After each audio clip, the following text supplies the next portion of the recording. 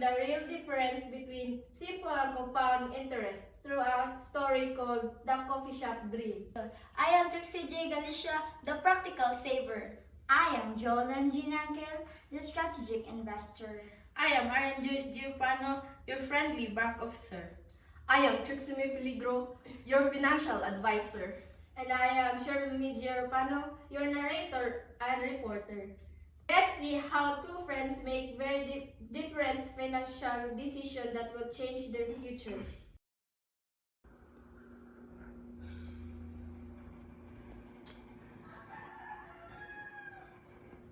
Joy, I've been thinking.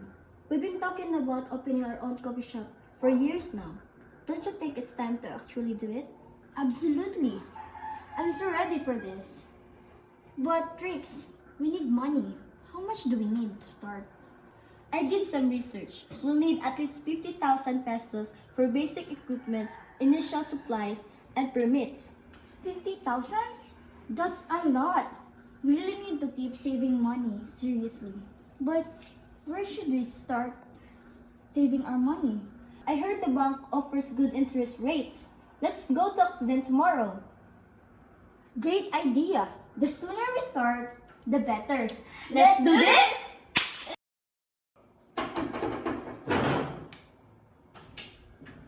Good morning. Welcome to Bright Future Bank. Please have a seat. Thank you. How can I help you today? Good morning, Ms. Orpano. We want to save 50,000 pesos for our coffee shop business. We want to save it for 3 years. Wonderful. That's a solid plan. You know, saving in a bank is much more better than keeping cash at home. That's exactly why we're here.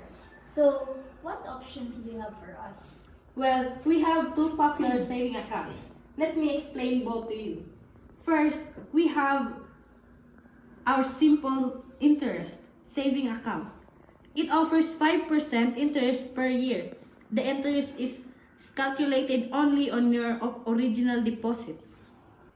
Wait, so my money makes money? And the money makes more money? Exactly. That's the power of compound interest. Albert Einstein even called it the eighth wonder of the world. I think I'll stick with the simple interest.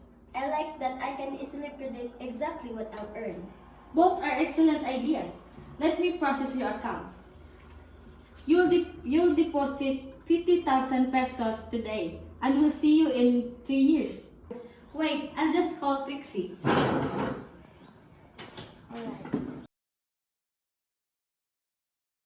Hello friends, Ms. Orpano asked me to explain exactly how your money will return over the next 3 years. Please start with mine. I want to know how much I'll have for our coffee shop. Sure, Trixie, choose simple interest. Let's calculate. We need to add a principal and interest, which is 50,000 pesos plus 7,500 pesos is equals to 57,500 pesos. I'll earn 7,500 pesos in 3 years? That's 2,500 pesos per year. Not bad at all. Exactly. With a simple interest, you earn the same amount every year. Very predictable. Okay, now do mine. I'm curious if compound interest really makes a difference. Alright, Jolene, for compound interest, we use A equals P, close and open parenthesis, 1 plus R to the power of T. So our formula equals A equals P 1 plus R to the power of time. A equals, our principal is 50,000 pesos. Copy the 1 plus the rate 0.05. And our time is 3 years. So copy the 50,000 pesos. And add the 1 plus 0.05. 1 plus 0.05 equals 1.05 to the power of 3. Copy the 50,000 pesos again. And times 1.05 times 1.05 times 1.05. So 1.05 to the power of 3 equals 1.157625. So 50,000 pesos times 1.157625 is equals to is equals to 57,881 pesos. Wow! So I have 57,881 pesos and 25 centavo? That's more than fixing. Wait, how much more? Let's see.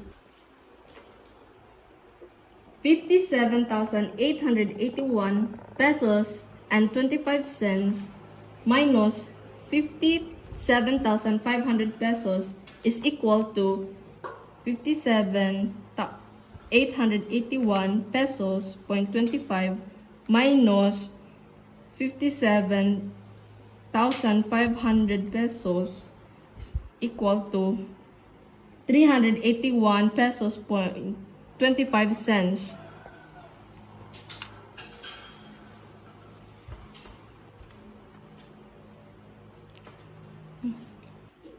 Wow! 381.25 pesos extra just because my interest was earning interest? That's amazing! Okay, you made a good choice. But hey, we both still have enough for the coffee shop.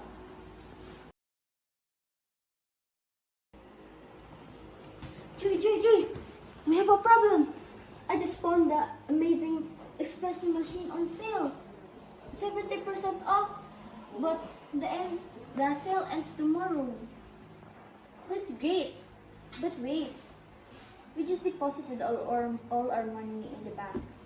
How much is it, the espresso machine? 30,000 pesos. I know it's a lot, but this machine normally costs 100,000 pesos. We'd save so much money, and we could start making specialty drinks right away. You're right. That's a steal. But where would we get our 30,000 pesos by tomorrow? I'm thinking maybe we need to take a loan just for 2 years. And we can pay it back once our saving matures. A loan? Trixie, loans have interest too. We'll end up paying more than 30,000 pesos. I know, but this machine is worth it. Let's go back to Miss Reyes tomorrow and see what our options are.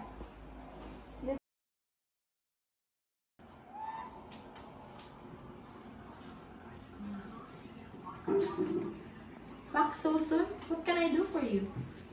Miss Urbano, I need to borrow 30,000 pesos. There's a business opportunity that I can miss. Can you help? Of course, we offer business loans for 30,000 pesos. You choose between two payment plans.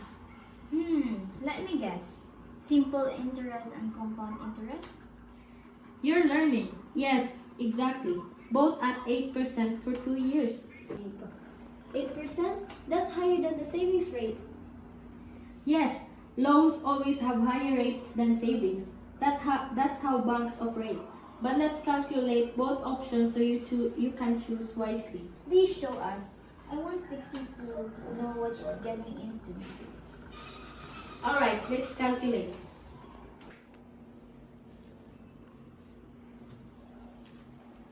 A. Simple interest. P equals 30,000 pesos. R equals 8% or 0.08. T equals 2 years. Formula is I equals P times R times T. I equals 30,000 pesos times 0.08 times 2. I equals 30,000 pesos times 0.16.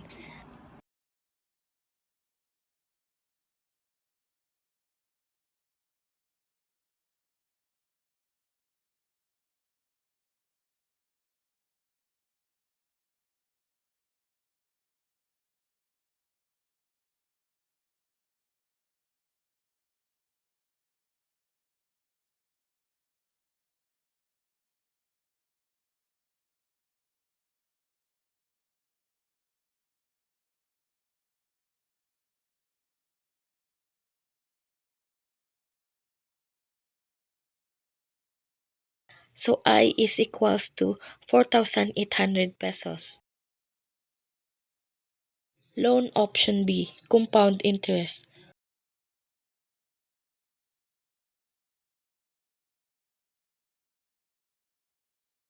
Formula is A equals P, close and open parenthesis, 1 plus R to the power of T.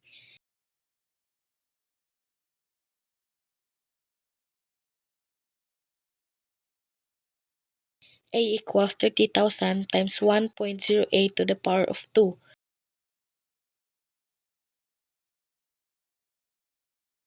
A equals 30,000 times 1.1664.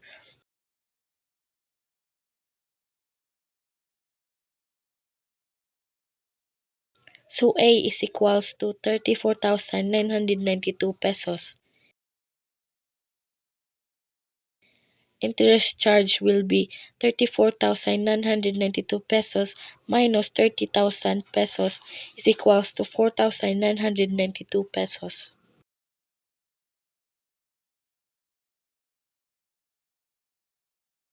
So with simple interest, I pay 34,800 pesos. But with compound interest, 34,992 pesos. Correct. The difference is 192 pesos. For borrowers, simple interest is lighter on your wallet. See, Trixie, the compound interest is working against you, not for you. You're right. I definitely take the simple interest loan then.